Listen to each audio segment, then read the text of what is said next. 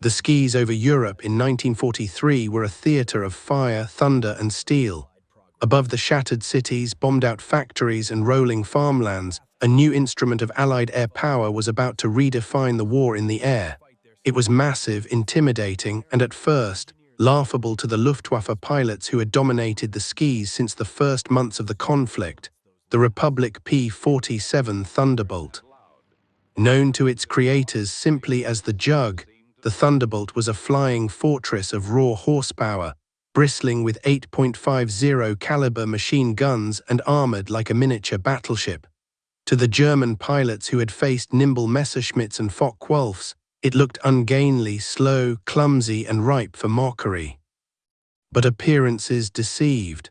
The Thunderbolt, with its radial engine roaring like a hurricane and its thick skin of armor, could absorb damage that would have shredded lighter aircraft. Its 8.50 caliber machine guns unleashed a torrent of fire that could carve through enemy fighters and devastate ground targets alike. And pilots who underestimated it, laughing at its bulk, calling it a lumbering giant, soon learned that the Thunderbolt was not merely a plane but a revelation, a turning point in the air war over Europe. In the early years of 1943, the Luftwaffe still held the initiative. WW2 units composed of veteran aces prowled the skies, intercepting Allied bombers with lethal efficiency. German pilots were confident, disciplined, and expertly trained. They had faced the Spitfire, the Hurricane, and even the P-38 Lightning, and they had triumphed. To them, the P-47 seemed just another heavy fighter, easy prey for a coordinated assault by Bf-109s or FW-190s.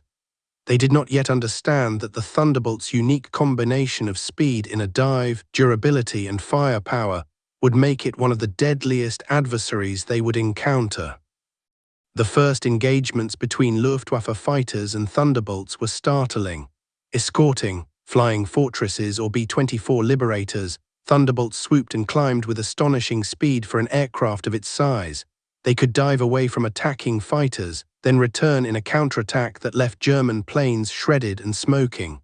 One by one, Luftwaffe pilots began to realize that their assumptions had been dangerously wrong. The plane they had laughed at now rained destruction with terrifying precision. Thunderbolt pilots themselves quickly learned the importance of tactics. Flying in tight, disciplined formations, they protected the bombers they escorted, covering each other's blind spots. They used the Jug's weight and speed to execute diving attacks that the Luftwaffe could not easily counter. They strafed airfields, convoys, and supply lines, bringing the war to German soil in a way that shocked the enemy. Casualties mounted on the German side, and the aura of Luftwaffe invincibility began to erode. The P-47 was more than a fighter. It was a psychological weapon. Its mere presence over a target forced enemy pilots to reconsider their strategy, their formations, and even their confidence. Pilots wrote in their diaries of the roar of 8.50 caliber guns spitting fire across the sky, of comrades disappearing in a sudden explosion of black smoke and twisted metal. The Jug became a symbol of a changing tide, one in which the Allies were beginning to dominate the air, ensuring that bomber missions were no longer suicidal gambles, but calculated assaults backed by overwhelming firepower. And yet the war in the air was never static. German pilots adapted, employing new tactics, trying to lure Thunderbolts into traps, attacking from blind spots, or coordinating massed assaults to overwhelm the Jug's defenses.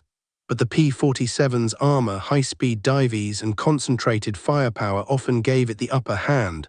What had begun as ridicule turned into fear, respect, and eventually dread.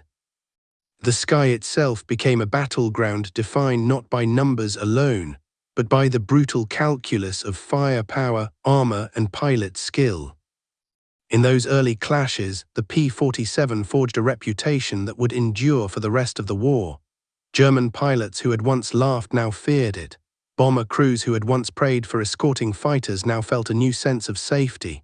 And on the ground, Allied industrial might, translated into thousands of aircraft, meant that the Thunderbolt's impact was multiplied across every mission, every raid, every sortie that streaked across Europe's skies. The story of the P-47 is not simply one of engineering or weaponry. It is a story of adaptation, courage, and the relentless push for air superiority. It is a story in which a plane initially dismissed as a lumbering machine became a decisive instrument of war, reshaping the balance in the skies over Europe, and leaving German pilots to remember, often too late, the fatal cost of underestimating its 8.50 caliber guns. As the spring of 1943 unfolded, the P-47 Thunderbolt began to dominate the skies over Western Europe, particularly during the long-range escort missions for the relentless bombing campaigns of the 8th Air Force. The Luftwaffe, still formidable but increasingly strained by losses, faced a new reality. The Allies were no longer content to send bombers into occupied Europe unprotected. Each Thunderbolt, with its massive Pratt & Whitney R2800 double Wasp engine, could climb to high altitude quickly, maintain formation, and deliver devastating firepower in both air-to-air and ground attack roles. For the Germans, this was a harsh lesson in underestimation. In the early encounters, Luftwaffe pilots relied on their experience, assuming the Thunderbolt's size and weight would limit its maneuverability. They executed classic deflection attacks, trying to slip past its flanks and deliver precise bursts of fire. Yet the Jug's heavy frame absorbed hits that would cripple lighter Allied fighters. A cannon shell or rifle caliber projectile might dent the fuselage, puncture the oil tanks, or tear away a control surface. But more often, the aircraft remained in the air, responding to the pilot's commands with astonishing resilience. Thunderbolt pilots discovered that the aircraft's greatest strength was its ability to dive at extreme speed without losing control, a maneuver German fighters could not match without risking structural failure. In engagements, Jugs would dive from above, using gravity to increase velocity and line up their 8.50 caliber machine guns on enemy aircraft. The results were devastating. A brief, concentrated burst could rip wings, sever fuselages, or ignite fuel tanks. To the Germans, it seemed as though the sky itself had turned against them. The psychological impact was immediate. Experienced Luftwaffe aces who had flown hundreds of missions began to respect the P-47 not merely as a machine, but as a lethal adversary demanding new tactics and caution. Losses mounted in their squadrons. For some, the first encounter was the last, as entire formations of Messerschmitts and Focke-Wulfs were decimated in coordinated counterattacks. Reports from German headquarters detailed the unexpected resilience and firepower of these juggernauts of the air, and commanders scrambled to adapt, emphasizing massed attacks and surprise maneuvers. The Thunderbolt's impact extended far beyond aerial dogfights. Pilots employed it in ground attack missions, strafing airfields, rail yards, and supply columns deep within occupied territory. The 8.50 caliber machine guns tore through trucks, anti-aircraft positions, and warehouses, crippling the German war effort at a tactical and logistical level. Each raid not only inflicted material losses, but forced the enemy to divert troops, camouflage key installations, and reinforce air defenses, all of which increased the operational strain on the Luftwaffe. Training became essential. New pilots were taught to exploit the P-47's strengths fully: high-speed dives, coordinated formation flying, and concentrated bursts at close range. Experienced aces shared lessons on strafing enemy positions while minimizing exposure to anti-aircraft fire. The result was a force that, while initially underestimated, evolved into a highly effective instrument of war. Pilots learned to strike decisively, withdraw, and repeat, exploiting both the aircraft's ruggedness and its overwhelming firepower. Casualties among German pilots forced a strategic re-evaluation. The Luftwaffe could no longer rely solely on traditional tactics. They began employing group coordination, increased use of radar guidance, and even new aircraft designs to counter the P-47's dominance. But each adaptation came at a cost: additional training time, greater risk during operations, and the gradual erosion of confidence among seasoned aviators. The psychological edge shifted subtly. but unmistakably toward the Allies. By mid-1943, the Thunderbolt had established a formidable reputation. Its very presence over a mission encouraged bomber crews, bolstered confidence, and forced German pilots to reconsider engagement strategies. Intelligence reports noted increased caution among Luftwaffe units, reduced aggression, and higher abort rates during missions. The once laughable Thunderbolt had become a symbol of Allied air superiority, a testament to engineering, tactical innovation, and the unrelenting courage of the pilots who flew it.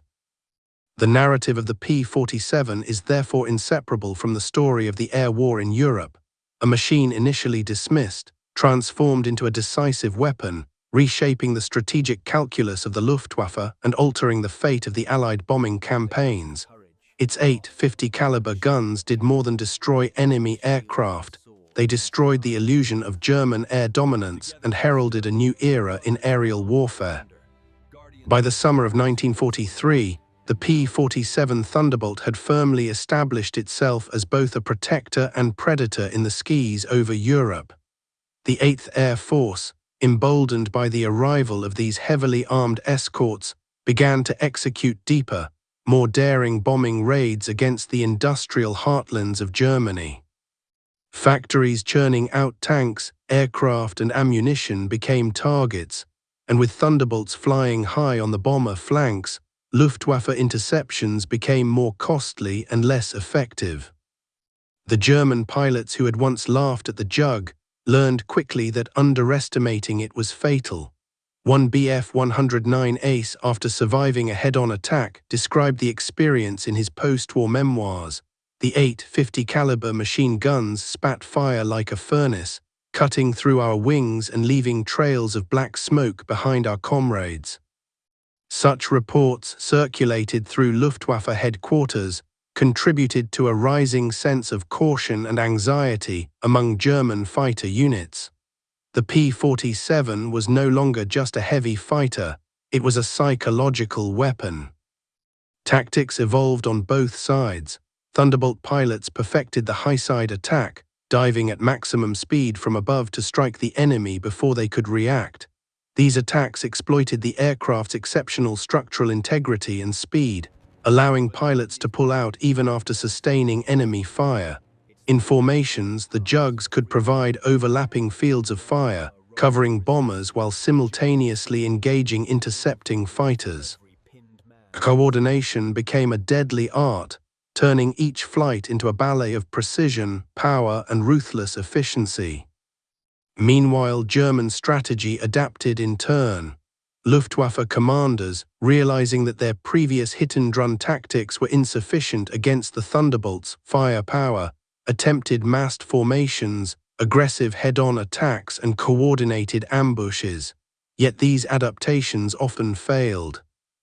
The Thunderbolt's robust airframe allowed it to absorb hits that would have destroyed lighter aircraft, and its pilots, trained in the careful exploitation of the plane's strengths, turned every German maneuver into an opportunity for counterattack.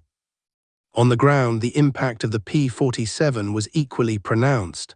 Thunderbolt strafed airfields, railways, and supply depots, destroying parked aircraft and convoys before they could reach the front. German infrastructure began to show the cumulative effects of these missions. Fuel shortages, disrupted supply lines, and damaged aircraft production. Each mission contributed not just to immediate destruction, but to the long-term weakening of Germany's operational capacity, demonstrating the P-47's strategic value beyond mere air-to-air combat. Casualties mounted in the Luftwaffe. Veteran pilots who had survived years of conflict were increasingly lost to these heavily armed escorts. As the threat of the Thunderbolt became clear, German morale suffered. Pilots began flying more cautiously, abandoning aggressive attacks they might have previously attempted. The once dominant Luftwaffe was confronted with a foe that combined industrial strength, technological innovation, and tactical flexibility, a combination they could not easily match. The P-47 also helped establish a new standard for bomber escort missions. Its durability meant it could fly long distances without fear of structural failure, protect its charges in adverse weather, and engage multiple enemy aircraft simultaneously. This allowed the Allies to plan more ambitious raids, confident that their bombers would reach their targets with a lower probability of catastrophic loss. In essence, the Thunderbolt extended the strategic reach of the Allied air campaign, altering the very geometry of aerial warfare over Europe. Even among the pilots themselves, the plane fostered a new kind of confidence. Those who flew the Thunderbolt spoke of its balance between firepower and survivability, its ability to absorb punishment and still return home. Veteran pilots trained new recruits in formation tactics, emphasizing the importance of mutual protection and precise targeting.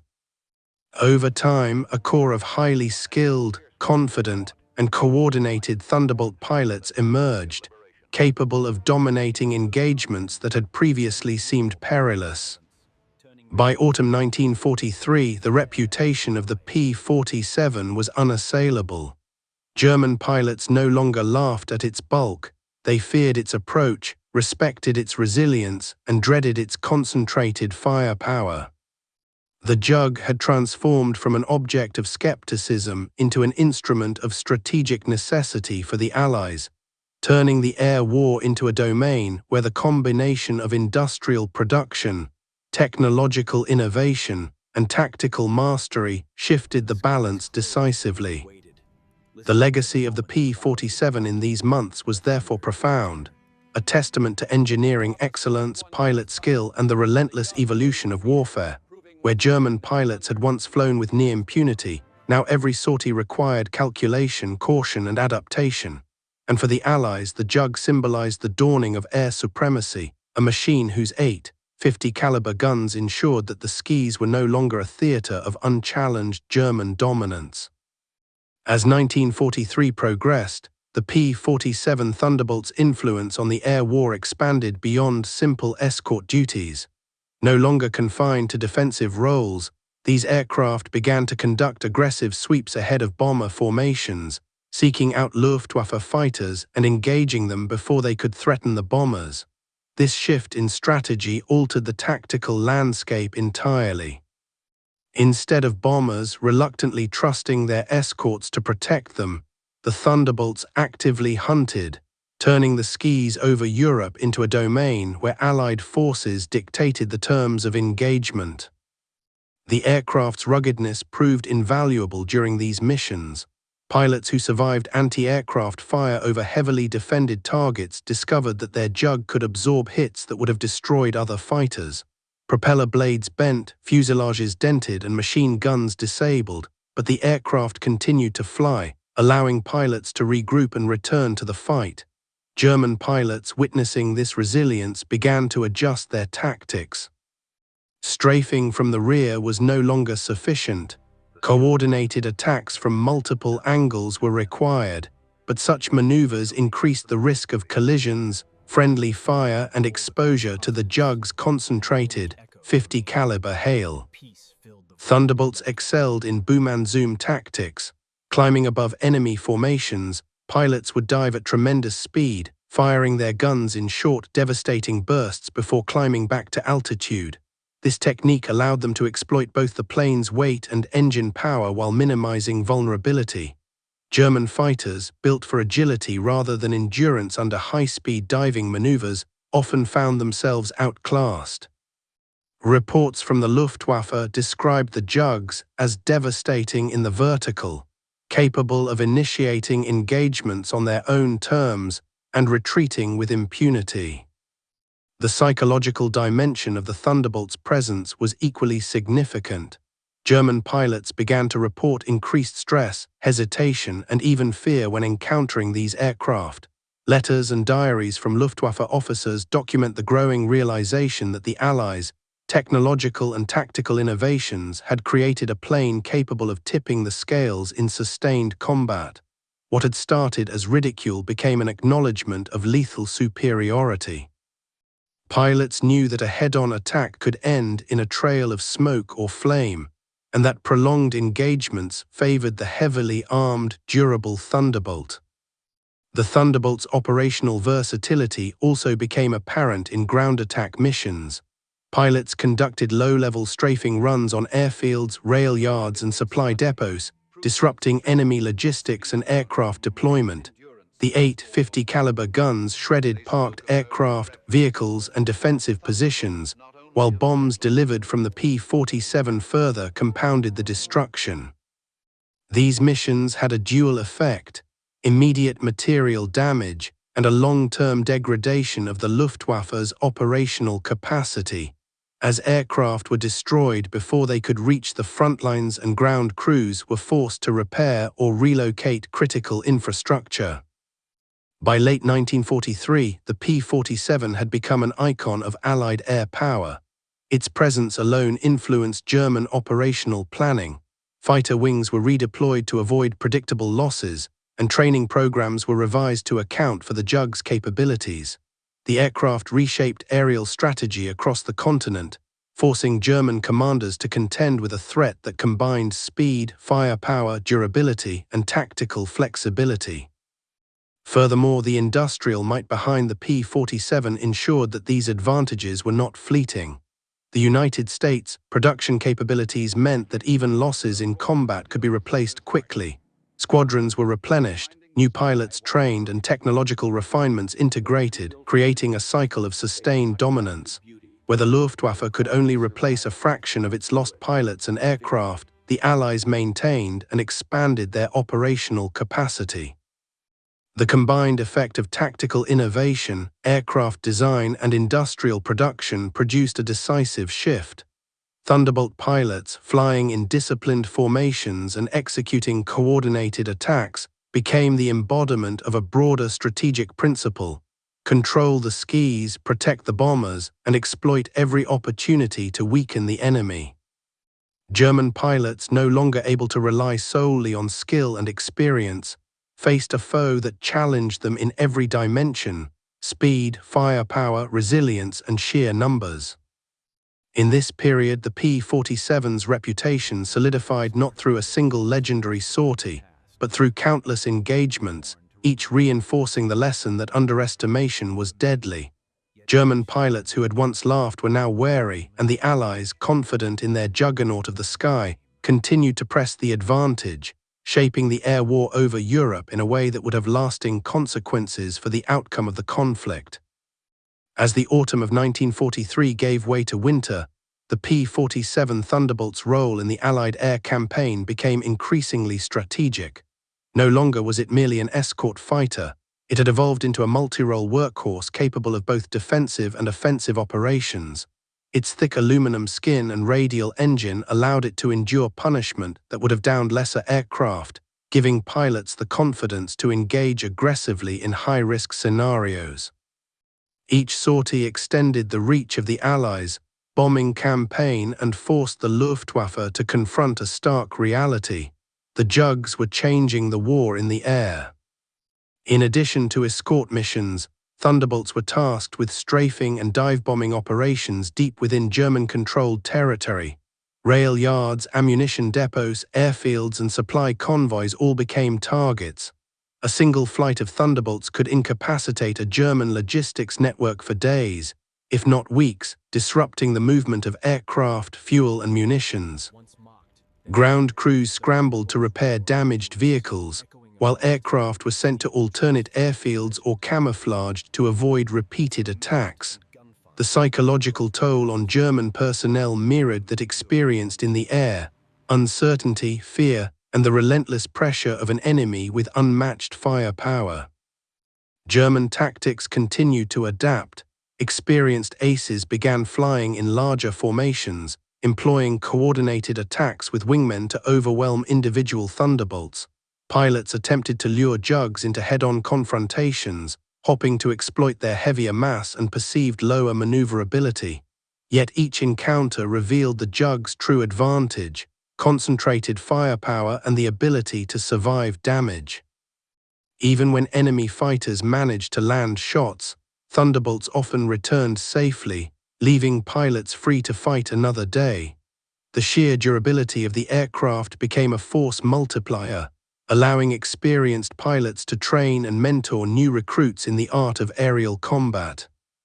The P-47 also excelled in high-speed diving attacks, a tactic that capitalized on gravity and engine power to strike with devastating speed.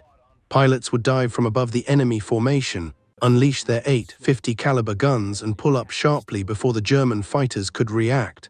These boom and zoom tactics turned the Thunderbolt into a predator of both air and ground targets, exploiting its speed and firepower while minimizing exposure to enemy counterattacks.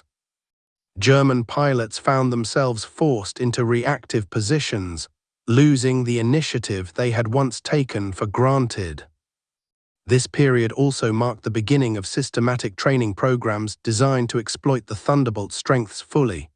Veteran pilots shared knowledge on formation discipline, mutual protection, and precise targeting, creating a cadre of highly skilled airmen capable of dominating engagements.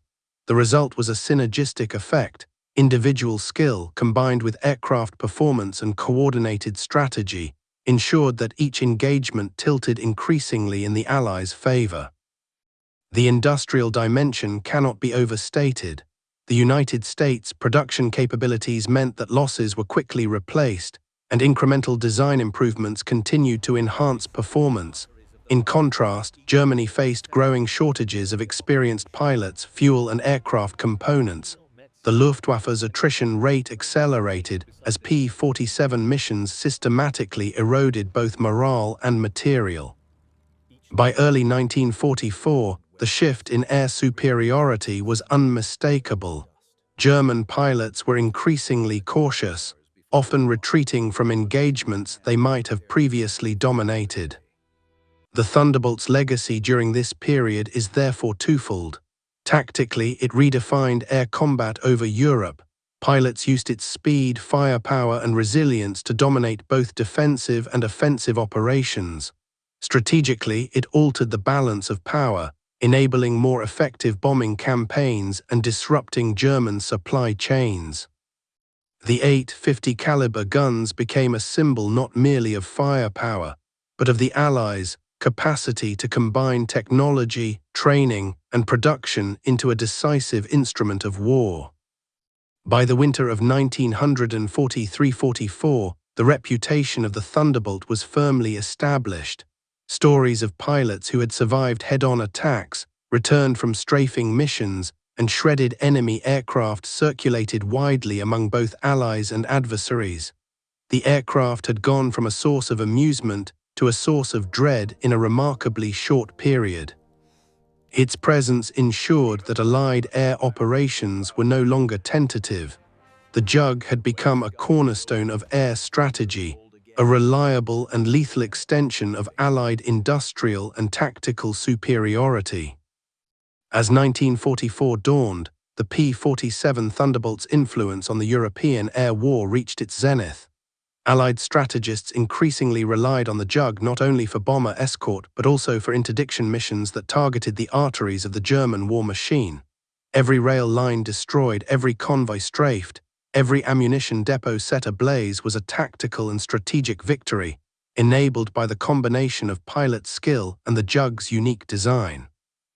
The aircraft's 8.50 caliber machine guns could unleash a torrent of lead with astonishing accuracy, decimating enemy formations and leaving a profound psychological imprint on German pilots.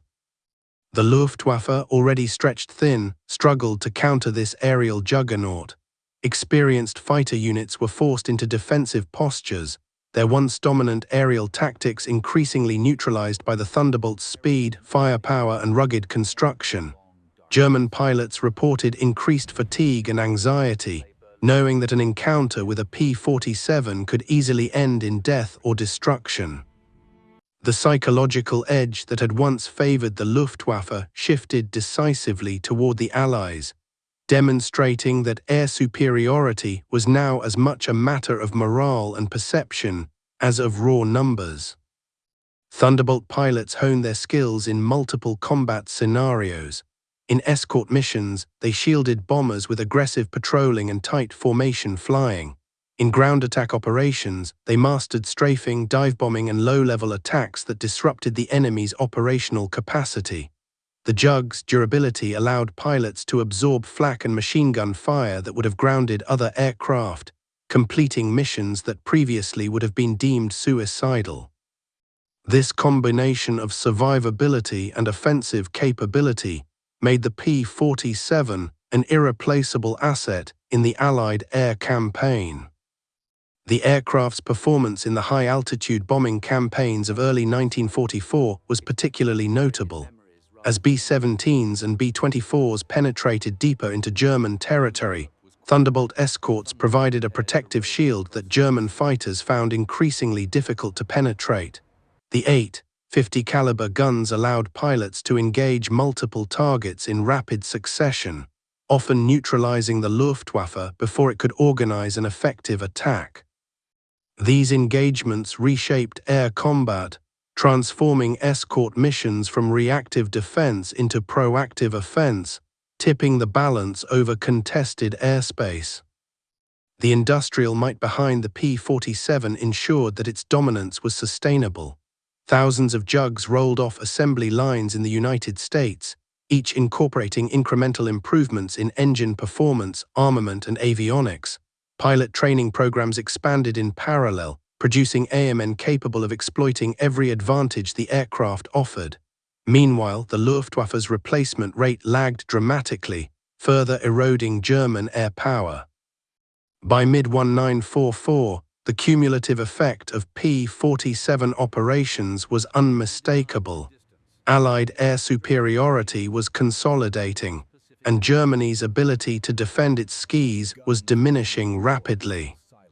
Equally significant was the impact on German tactical doctrine. Commanders realized that traditional Luftwaffe strategies, hit-and-run attacks, head-on approaches, and isolated dogfighting were increasingly ineffective against the Jugs. Adaptations, including larger formation attacks and combined strikes with flak units, mitigated some losses but could not restore the dominance the Luftwaffe had once enjoyed.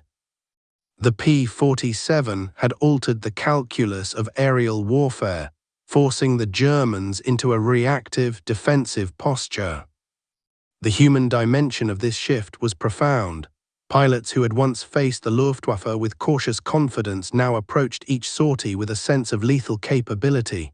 They flew knowing that their aircraft could endure punishment, strike decisively, and return them safely to base. This confidence translated into operational effectiveness, tighter formations, more aggressive engagement strategies, and higher mission success rates.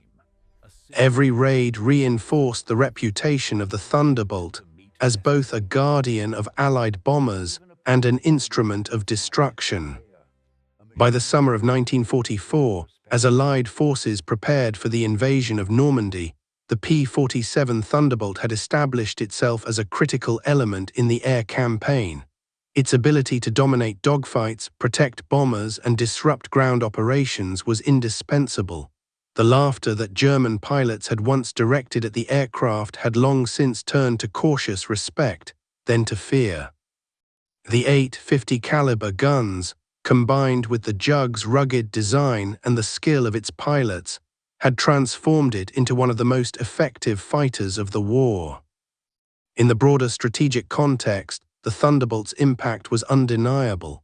By ensuring bomber survivability, disrupting German logistics, and shaping Luftwaffe tactics, it contributed directly to the weakening of Germany's industrial and military capacity.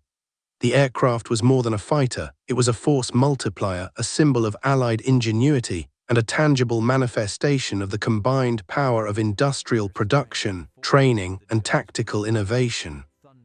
By the latter half of 1944, the P-47 Thunderbolt had become a cornerstone of Allied air operations, particularly in preparation for and during the Normandy invasion. Its role had expanded beyond the skies over Germany into the contested airspace of France and the Low Countries, where both fighter and ground attack missions were essential to the success of the Allied advance. Each sortie reinforced the Thunderbolt's dual reputation as both guardian and executioner, a plane that could absorb punishment, protect bombers, and devastate enemy formations with deadly efficiency. The Luftwaffe's desperation was evident. Experienced aces were increasingly drawn into engagements they would rather have avoided, their numbers depleted and their morale eroded. Even when German pilots attempted coordinated mass attacks, the combination of the Thunderbolt's heavy armament, high-speed diving capability, and formation discipline made these efforts perilous. Reports from the front described the Jug as indomitable in the vertical and a predator that strikes without warning. For the first time, German pilots found themselves on the defensive, forced to adapt to a foe that combined technology, tactics, and sheer resilience. Thunderbolts excelled in low-level strafing and interdiction operations, striking German supply lines, vehicles, and defensive positions with devastating effect. In Normandy, these missions were critical. Armored columns, transport convoys, and artillery positions were neutralized, clearing the way for advancing ground forces. Pilots learned to balance aggression with caution, exploiting their aircraft's survivability to deliver precise, concentrated fire while avoiding unnecessary exposure. The psychological impact on German troops mirrored that in the air. They knew that wherever they moved, the Jug could appear overhead and bring destruction in seconds. One of the most significant tactical advantages of the P-47 was its ability to combine high-altitude escort with low-level ground attack, often within the same mission. Pilots could accompany bombers deep into enemy territory, fend off intercepting fighters, then dive on ground targets with equal effectiveness. This versatility made the aircraft indispensable, particularly as the Allies sought to maintain relentless pressure on German forces in the lead-up to D-Day. No longer was the plane a simple defensive escort. It was an offensive tool capable of shaping the battlefield in multiple dimensions. The Thunderbolt's impact on German tactical doctrine was unmistakable. The Luftwaffe began employing more conservative engagement strategies, often retreating from confrontations rather than risking losses against the heavily armed Jugs. Even when victories were achieved, they were increasingly Pyrrhic, as replacement aircraft and pilots became scarce. The psychological edge that the Luftwaffe had enjoyed in the early years of the war had shifted, leaving German commanders to contend with a powerful, adaptive, and relentless Allied air force. Industrial output ensured that the P-47's influence would continue unabated. Thousands more were produced and deployed to European theaters, and continuous improvements in engine performance, armament, and avionics further enhanced effectiveness. Each loss could be quickly replaced, unlike German units that faced dwindling resources and increasing pressure on logistics. This disparity in production and sustainability amplified the strategic consequences of the Thunderbolt's deployment, allowing the Allies to maintain and expand their air superiority. By late 1944, the P-47 had not only proven its worth, but had become a symbol of Allied technological and tactical dominance. German pilots who once laughed at its bulk now feared it, recognizing that a single Jug could alter the course of a dogfight, a bombing raid, or an entire operation. The 8.50 caliber guns were no longer a novelty. They were a weapon of precision, lethality, and intimidation. Each engagement added to the growing legend of the Thunderbolt and the tactical lessons that would endure long after the war. Its effectiveness was reflected in mission outcomes. Bomber losses decreased, ground operations advanced with greater security, and Luftwaffe losses mounted under the relentless pressure of sustained air operations. Allied commanders increasingly relied on the P-47 as a key element of combined arms strategy, integrating air superiority with ground offensives and strategic bombing campaigns. The Jug's role extended beyond mere dogfights. It was a decisive instrument shaping the outcome of battles across Western Europe. The narrative of the P-47 Thunderbolt is therefore inseparable from the story of Allied air dominance. What began as an aircraft met with skepticism became a weapon of fear and respect, embodying the integration of industrial production, tactical innovation, and human skill. German pilots learned, often at a deadly cost, that the skis were no longer theirs to control unchallenged. The Thunderbolt, with its 8.50 caliber guns, rugged construction, and adaptable tactics, had secured its place in history as one of the most effective fighters of World War II.